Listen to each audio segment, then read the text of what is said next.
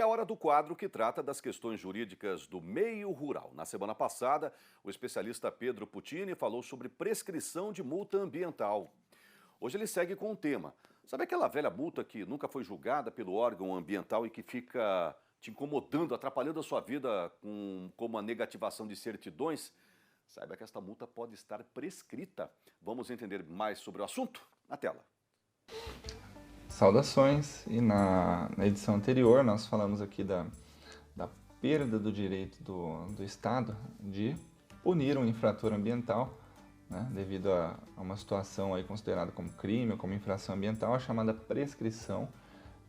Mas eu dei uma ênfase aqui, eu falei um pouquinho mais da prescrição punitiva, aquela que o prazo de prescrição é contado em 5 anos. Eu citei o exemplo aqui daquela madeira que foi esquecida, né, durante muito tempo dentro da propriedade de um cliente, que ficou responsável pela guarda dessa madeira e estava quase completando 5 anos que a madeira estava ali e ninguém nunca exigiu dele que fosse entregue isso para doação, né? Bom, portanto, se já recebeu essa multa, já apresentou as defesas, os recursos, e essa situação ainda se arrasta durante anos, né? Os órgãos ambientais acabam gerando só aquelas certidões positivas, né, que acabam impedindo negociações, né, mercadológicas. A ideia é pensar sobre essa situação que nós chamamos de prescrição. Então, há inúmeras outras situações, além da que nós falamos na edição anterior, e eu cito aqui a situação que motivou mesmo a conversa desse tema sobre prescrição, né?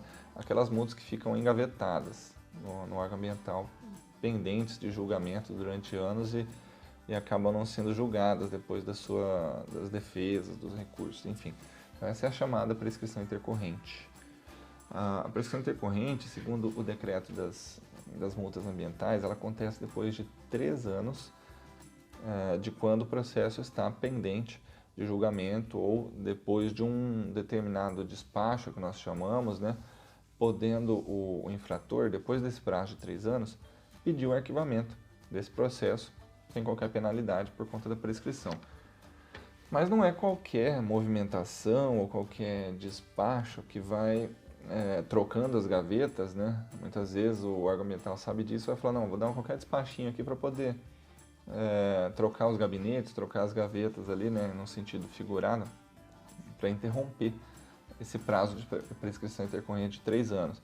Para interromper esse prazo, é necessário que os atos praticados pelo agente público que movimentou esse processo, eles tenham o objetivo de apurar o ato ilícito, né, e, consequentemente, auxiliar no andamento do processo com o julgamento, né, dessa situação de crime ambiental aí.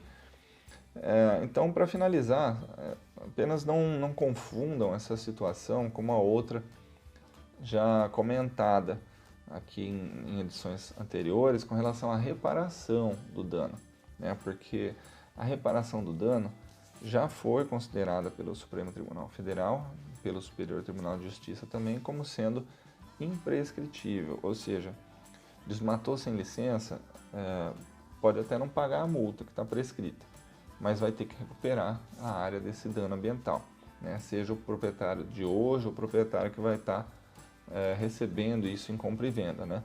Então essa área vai ter que ser recuperada até o estado em que ela se encontrava. E para isso, né, contando com o auxílio dos instrumentos, né, jurídicos corretos, a inscrição no Cadastro Ambiental Rural, a regularização junto ao programa, ao PRA, Programa de Regularização Ambiental, né? E, se for o caso, se receber a fiscalização, assinando os termos de ajustamento de conduta para fazer a regularização dessa área. Então tá aí mais um tema do dia a dia, né? Também sempre baseados em fatos reais, buscando contribuir com essas situações aí. Saudações e até a próxima.